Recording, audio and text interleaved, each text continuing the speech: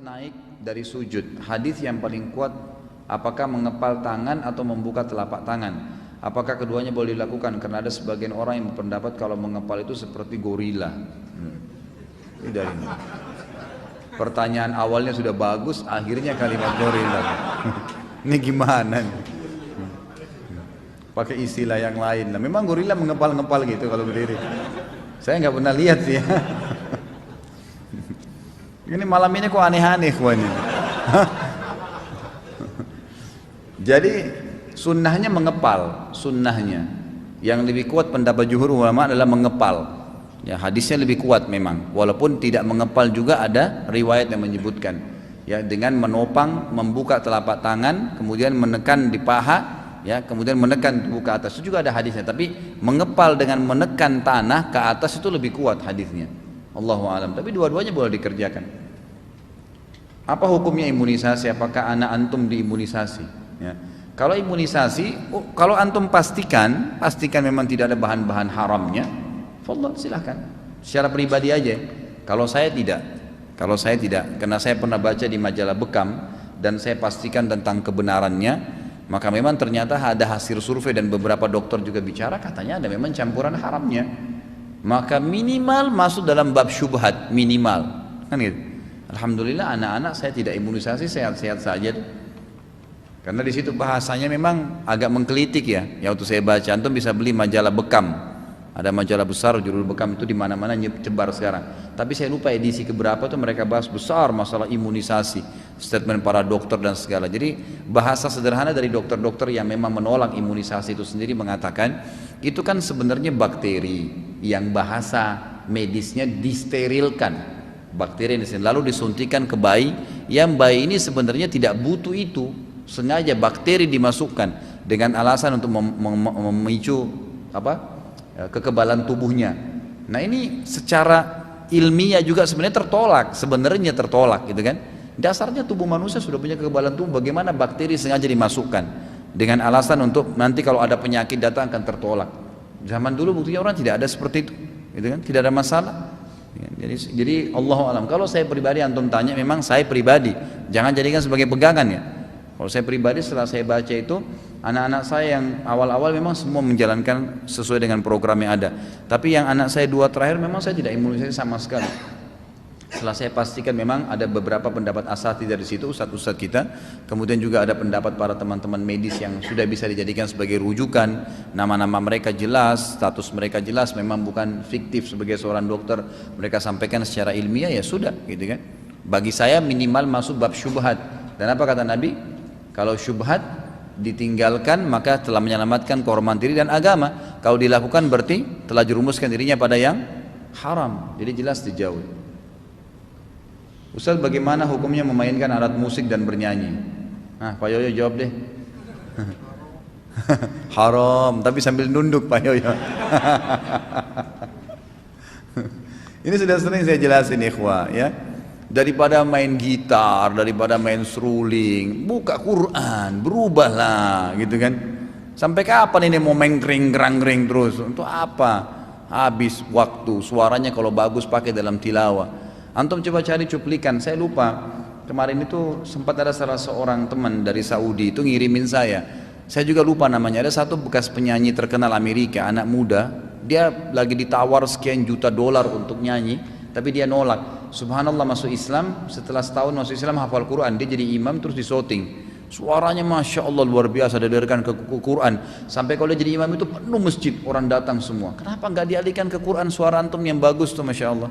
Ya, itu bagus, lebih baik ya, daripada hal-hal sebegini. Cobalah berubah ya. Bagaimana jika alat musik supaya tidak mubazir lalu dijual kan itu. Ini khilaf di antara ulama tentang alat musik ya. Bagaimana kalau alat musik yang pernah dibeli ya, kemudian taubat. Lebih cenderung pendapat ulama lebih cenderung ya itu dirusak gitu kan, atau disimpan saja. Disimpan itu masih dibolehkan. Ini ada pendapat ulama begitu. Tapi kalau dijual lagi berarti dia akan berfungsi sama. Dia akan berfungsi sama, berarti kita seperti membuka pintu lagi untuk orang lain melakukannya. Kalau anda bilang saya rugi Ustaz, tidak ada yang rugi di jalan Allah. Nggak ada yang rugi. Kita terlanjur beli bir beli whisky yang mahal atau beli minuman mahal sampai 50 juta harganya, baru tahu hukumnya haram, rugi nggak kalau dipecahin? Nggak rugi, karena memang itu haram dan yakin Allah SWT akan gantikan, nggak ada masalah ya. Hukum nasyid apa dalam kurungnya, seperti si Raja Dandut. Kalau nasyid itu tanpa musik ya, nasyid itu tanpa musik, memang nggak ada musiknya, dia hanya sekedar murni suara gitu kan, mungkin dibentuk seakan-akan ada alunannya, tapi memang dia tidak ada musiknya nasyid itu. Makanya karena jauh dari alat musik, dibolehkan oleh jumhur ulama umumnya ya, katakan boleh selama nasyid itu memang kata-katanya juga berbau kebaikan. Karena boleh ya, seorang laki-laki menyanyi buat menghibur istrinya, istri menghibur untuk suaminya, nggak ada masalah. Dalam riwayat sahih pernah Aisyah radhiyallahu anha menghadiri perkawinan orang Ansar bersama Nabi SAW. Lalu Nabi SAW menanyakan Aisyah, wahai Aisyah, apa yang nanti kamu mau hibur mereka itu yang menikah, yang sedang menikah ini? Kata Aisyah, saya tidak tahu ya Rasulullah. Lalu Rasulullah SAW ajarin beberapa kalimat-kalimat syair yang indah dilantunkan supaya Aisyah sampaikan kepada pengantin perempuan itu. Jadi mengucapkan kata-kata yang indah itu dilantunin itu masih boleh. Ada riwayat yang membolehkan, tapi tanpa, karena yang jadi masalah ini alat musiknya nih, gitu kan? Yang jadi masalah dia di alat musiknya. Gitu. Mana yang lebih utama dikerjakan ketika azan sudah dikumandangkan sesampai di masjid, sholat sunnah tahiyat masjid atau sholat sunnah rawatib? Gabungin aja, nggak ada masalah sunnah sama sunnah. Tapi kalau antum dalam hati niat untuk tahiyat masjid, untuk sholat qabliyah boleh sunnah dengan sunnah. Seperti antum kalau puasa Senin Kamis, pas Kamis, Jumat, Sabtu, pas kena Ayyamul Bid 13, 14, 15. Baik, tanggal 13-nya hari Kamis. Bolehkah saya niat puasa Ayyamul Bid dengan puasa Kamis? Boleh, karena sunnah dengan sunnah. Nggak masalah kalau sunnah, walaupun lebih afdal dipisah gitu kan. Tapi kalau bertepatan masuk masjid memang ternyata sudah sebentar lagi iqamah, nggak ada waktu, maka boleh saja. Tentu lebih afdal antum pisahin, gitu kan? Lebih afdal dipisahin. Sholat sunnah fajar apa sama dengan sholat sunnah qobliyah subuh? Sama aja. Kapan waktunya sholat sunnah fajar? Antara azan dan iqamah subuh.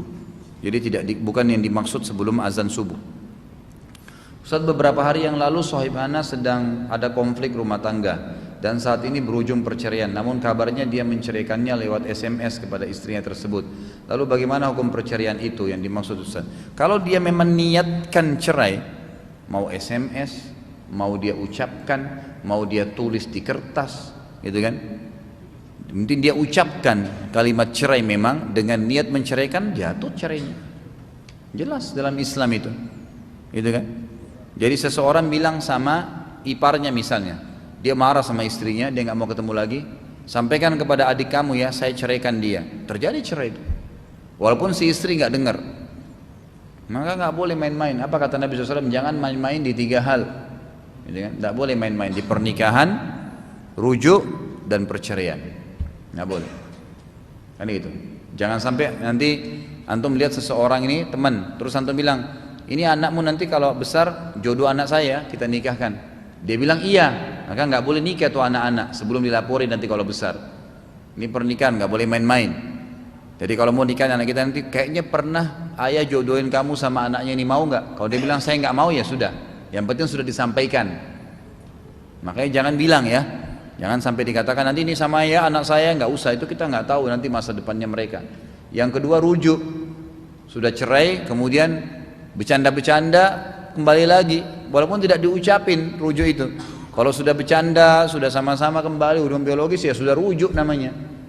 Sama dengan perceraian. Sampai saya pernah hadiri Dr. Syarif namanya, ini dosen saya fikih di kelas tingkat 3 kuliah. Beliau waktu itu wakil hakim di Mahkamah Madinah, Mahkamah Agama Madinah. Beliau ngajar kami fikih. Beliau bilang dalam bab perceraian nih, beliau sering datangkan kasus-kasus yang unik gitu. Beliau bilang kalau ada wanita di atas tangga, suaminya bilang kalau kamu naik saya ceraikan, kalau kamu turun saya ceraikan. Apa kata beliau? Ini kalau terjadi. Contoh kasus, ulama fikih kadang-kadang cari kasus mungkin kalau terjadi gitu kan. Ada laki-laki iseng, kamu naik saya ceraiin, kamu turun saya ceraiin. Kerjain istrinya. Kata beliau, ulama fikih bilang kalau istri ini nggak mau diceraikan, dia turun dari tengah-tengah. Kalau enggak dia turun kena cerai betul tuh, saking tidak bolehnya main-main dengan kalimat cerai. Bagaimana akhi, antum bisa mempermainkan kalimat cerai itu sementara itu kalimat boleh tidaknya antum meletakkan kemaluan antum di dia. Nggak boleh main-main. Dan Allah menjadikan itu di tangan laki-laki supaya laki-lakinya ini hati-hati. Karena perempuan kalau dikasih kalimat cerai maka dia akan 1000 kali minta cerai. Mungkin dicerain suaminya terus gitu kan. Makanya laki-laki antum harus lebih bijaksana, jangan kayak perempuan. Makanya Allah jadikan tolak, jadi kita lebih bijaksana. Dia lagi marah pun diredam marahnya, ya berusaha untuk diperbaiki, dinasehatin, didoakan. Memang antum harus orangnya lebih tua, ngalah gitu kan. Berikan didik dia. Seperti itu gambarannya. Mengapa banyak aliran dalam Islam? 73 aliran. Aliran Islam apa yang paling mendekati ajaran Nabi Muhammad SAW? Yaitu sunnatullah, sistem. Ya. Dan penyebabnya cuma satu kata ulama. Penyebabnya lahirnya aliran yang 73 ini, 72 yang sesat itu karena mereka jauh dari wahyu. Itu saja. Artinya mereka jauh dari apa yang dituntun, masuk dalam kategori kelompok yang selamat kan. Karena kan waktu Nabi bilang terpercaya Yahudi 71 golongan, Nasrani 72, umatku 73. Yang 73 ini semua melalui neraka dulu. Nanti masuk surga, tapi melalui neraka dulu. Karena banyak perbuatan bid'ah, perbuatan macam-macam yang dibuat sama mereka, maka masuk kecuali satu nggak pakai neraka dulu. Kan ini berarti yang 72 melawan yang apa yang Nabi sampaikan nih. Yang selamat apa? Waktu sahabat bilang, ya Rasulullah siapa yang satu itu? Maka ana alaihi wa ashabi, yang ikutin saya dan sahabat saya. Itu benar, itu yang selamat tuh. Artinya antum di zaman sekarang pun pada saat antum mau mempelajari Al-Quran tetap sesuai dengan pemahaman para sahabat. Karena Al-Quran turun pada mereka gitu kan. Teman-teman kita yang liberal ini kalau ditanya, dia juga berdalil dengan Al-Quran gitu kan. Dia juga datangkan ayat, ini ayat buktinya, tapi dia enggak, ayat itu difahami pemahaman dia, pemahaman guru-guru dia yang Nasrani. Ya, makanya pemahamannya beda dengan pemahaman para sahabat. Sebab turun ke sahabat ini, dia bilang enggak, bukan itu, begini maksudnya. Dialihkanlah sama dia gitu kan. Ya seperti itu. Apakah agama para jin, Qarin, sama seperti agama manusia ada saat ini? Enggak, kalau Qarin itu mereka tetap, Qarin itu bagian daripada setan yang nanti akan masuk neraka sama iblis. Gitu kan? Qarin itu memang bagian dari setan.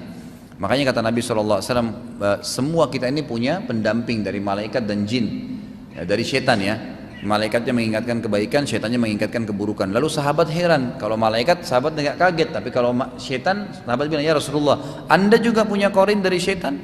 Kata Nabi, iya, tetapi khusus punya Nabi, Allah telah berikan petunjuk, bukan masuk Islam ya, diberikan petunjuk ya, sehingga dia tidak menyuruh saya sehingga dia tidak mengingatkan saya kecuali kebaikan.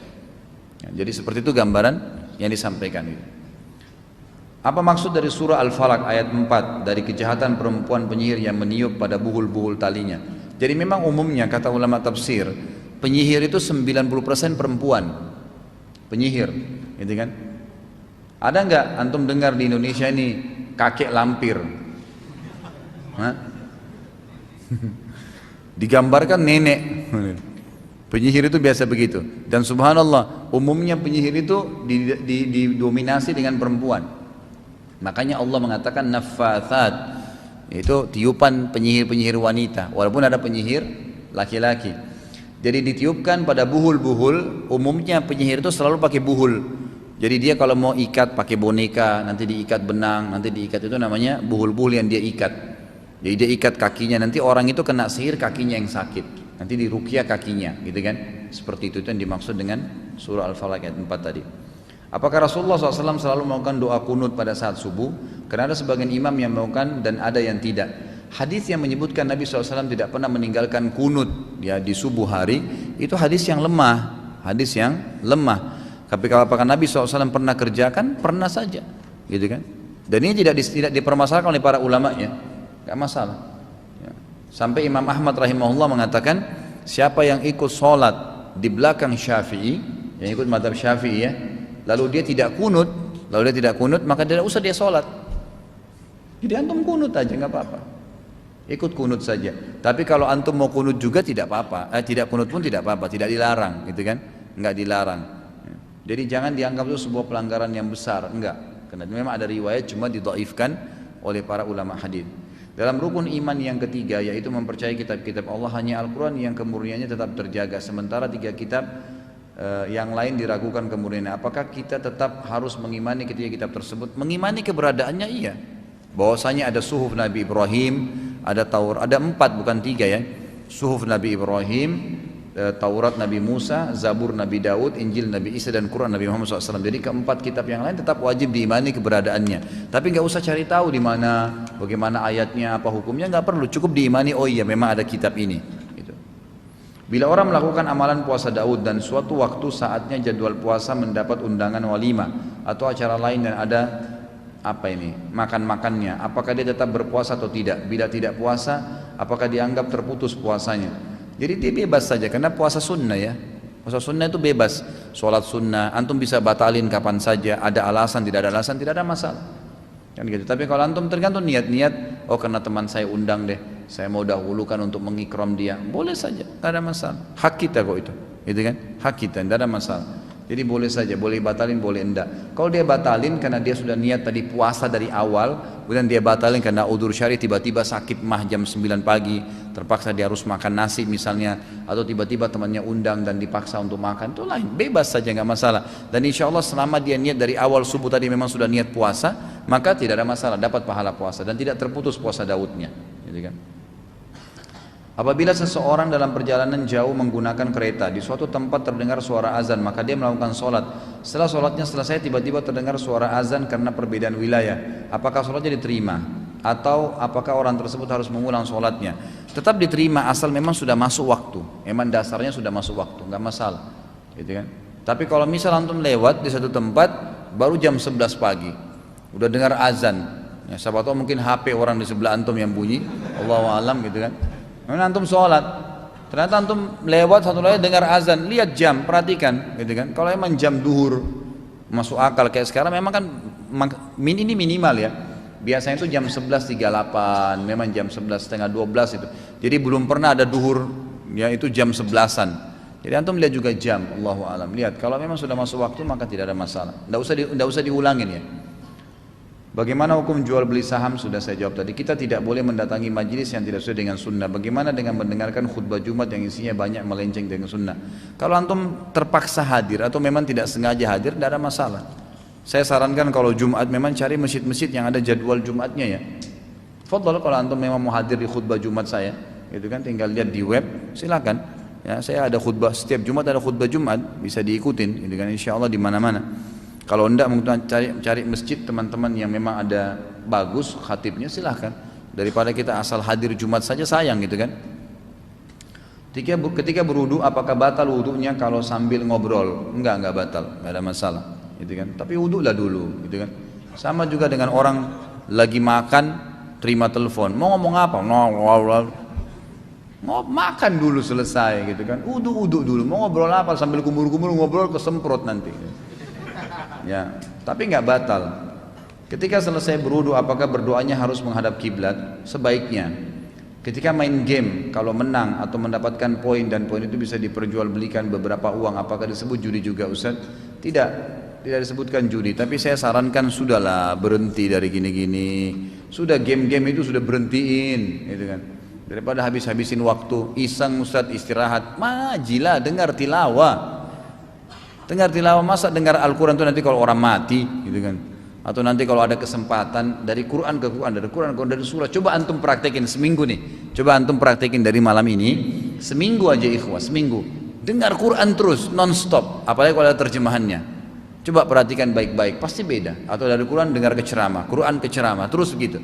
Mungkin antum anggap kolot ya, tapi coba lakukan ikhwan. Antum akan rasakan perubahan total dalam hidup. Cuma seminggu. Gimana kalau setahun antum dengar begitu? Subhanallah. Itu tersentuh sekali hati dengar ayat-ayat tentang Allah Maha Besar, penciptaan langit dan bumi. Itu decas. Saya pernah jalan dengan teman saya, doktor dari Jami' Imam, Universitas Imam dari Riyadh, beliau datang di Jakarta. Waktu itu lagi jalan sama saya, bicara masalah bisnis gahru waktu itu. Kemudian ngobrol-ngobrol di mobil. Sempat dia ucapin kalimat, saya tersentuh dengan kalimat dia. Setelah kami ngobrol masalah bisnis gitu kan, berapa waktu gitu, terus dia bilang, ya akhi, nyalain tolong Quran, saya ingin melunakkan hati saya. Kalimat sederhana gitu. Dengar tilawah melunakkan hati, dan memang benar ikhwah. Dengar ayat Al-Quran itu melunakkan hati.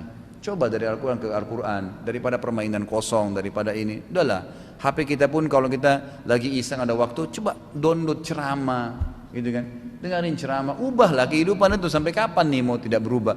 Nggak ada gunanya antum main game, ambil poinnya. Memang itu tujuannya dibuat. Memang itu tujuannya. Jadi bohong orang kalau mengatakan lagu itu sesuatu yang sia-sia. Itu nggak nyaman. Pasti dibuat nyaman. Game itu dibuat nyaman supaya antum mau main. Film itu Hollywood dan Bollywood dibuat bagus, artisnya gagah, cantik, ceritanya bagus, supaya antum mau nonton. Tapi masalahnya buang-buang waktu. Antum dapat apa dari sisi pahala? Nggak ada kita dapatkan. Lihat auratnya orang, dengar ini, dengar itu, banyak pintu-pintu syaitan yang bisa masuk. Pak Ustadz, bagaimana hukumnya dengan jual beli saham? Sudah tadi, apakah senioritas dalam institusi pendidikan diperbolehkan dalam Islam? Bagaimana duduk perkaranya dalam sunnah? Sebenarnya ada, senioritas itu ada dalam Islam. Seperti Allah mengatakan as-sabiqunal awwalun, orang-orang yang pertama masuk Islam. Beda kan kedudukannya, para sahabat itu ada. Senioritas dalam Islam ada. Tapi senioritas ini bukan berarti dia lebih baik spontan, tidak. Atau dia misalnya spontan bisa main mukul juniornya, nggak boleh. Dalam Islam zalim. Seperti kita biasa ospek itu nggak boleh sebenarnya dalam Islam. Ngapain ospek-ospek itu? Nyuruh orang coret-coret, suruh gini, suruh nyanyi. Ya, mendingan dibuat kegiatan positif gitu kan, pesantren kilat kayak 3 jam atau 3 hari, panggilin ustadz-ustadz yang bagus, ceramain, godok akidahnya kan bagus. Ya kan? Bagaimana kiatnya bila dipaksa melakukan hal yang haram dengan terpaksa karena senioritas atau demi kerukunan antara kolega? Nggak boleh, nggak boleh. Tetap nggak boleh, jangan dong. Kalau hal-hal yang boleh dalam agama, jadi gini ikhwah, jadikan di atas kepala kita ini bendera besar Islam. Semua kegiatan kita, makan, minum, pergaulan, pernikahan, bisnis, ekonomi, apa saja, politik, nih lihat bendera saya, boleh nggak? Boleh, jalanin, nggak boleh nggak usah. Walaupun siapa, jangankan senior kita, orang tua kalau nyuruh kita yang haram dari bendera agama, boleh nggak diikutin? Selesai, nggak usah. Apalagi kalau cuma teman, gitu kan. Saya kalau lagi meeting sama orang non muslim pun pernah datang ke Kalibata restoran saya ngobrol masalah sesuatu gitu. Azan, maaf pak ya, saya mau sholat. Agama saya perintah saya sholat. Oh iya pak, langsung dia hormatin. Oh enggak, ini karena bisnis biliaran, enggak apa-apa, sholatnya tunda dulu. Oh enggak ada ceritanya itu. Ustaz, bagaimana dengan permainan? Sudah tadi ini, masalah monopoli dan seterusnya. Bagaimana jika mengikuti sebuah perlombaan tapi harus dikenakan biaya? Sudah. Jangan tambah lagi ya. Ustaz, saya mau tanya, apakah ada ibadah khusus dalam menyambut kelahiran anak? Nggak ada ibadah khusus sama sekali, nggak ada sama sekali. Doain supaya bisa mudah melahirkan. Setelah melahirkan ya baru ada ibadah, ya baru ada ibadah. Seperti misalnya hari ke-7 memberikan nama, mencukur rambutnya, menumpahkan darah. Antum yang mendatangi teman-teman yang sudah melahirkan, doakan. Kan sunnah kan, kalau ada orang baru melahirkan kita doakan. Doanya itu begini: barakallahu laka fi mauhubin laka. Barakallahu laka untuk laki-laki ya, kalau laki-laki ke laki-laki atau perempuan, barakallahu laki. Semoga Allah berkahi untukmu fi mauhubin laka. Kalau laki-laki, kalau perempuan fi mauhubin laki. Mauhub itu yang telah Allah berikan kepadamu. Semoga Allah berkahi kamu di kelahiran ini, maksudnya di anak ini. Ya. Wa syakartal wahib. Kalau perempuan wa syakartil wahib. Semoga kau mensyukuri Allah, pemberi zat, pemberi al-wahib ini Allah, karena dikasih kelahiran tadi. Wa balagha asyuddahu. Kalau perempuan anak, kalau laki-laki anaknya wa balagha asyuddahu. Semoga dia tumbuh besar sempurna dalam ketaatan kepada Allah. Dan kalau perempuan anaknya wa balagat pakai ta asyuddaha. Semoga Allah sampaikan dia tumbuh besar dalam ketaatan kepada Allah subhanahu wa ta'ala. Allahu a'lam. Mudah-mudahan Allah berkahi majelis kita ini. Dan seperti biasa kita berdoa kepada Allah subhanahu wa ta'ala, semoga orang yang sakit di antara kita dan seluruh muslimin disembuhkan. Semua orang yang terlilit utang maka dilunasi utangnya. Semua orang-orang yang masih ya belum dapat hidayah diberikan petunjuk. Yang sudah dapat hidayah dan ilmu insyaAllah bisa mengamalkan. Dan semoga Allah subhanahu wa ta'ala memberkahi sisa umur kita dengan amal-amal saleh. Serta sebagaimana Allah pertemukan kita di majelis ini ikhwan dan akhwat sekalian juga, saya memohon kepada Allah yang maha agung dan maha pemurah untuk menyatukan kita di surga firdausnya tanpa hisab insyaallah. Kalau ada benar dari Allah, kalau ada salah dari saya mohon dimaafkan. Subhanakallahumma bihamdika asyhadu an la ilaha illa anta astaghfiruka wa atubu ilaik.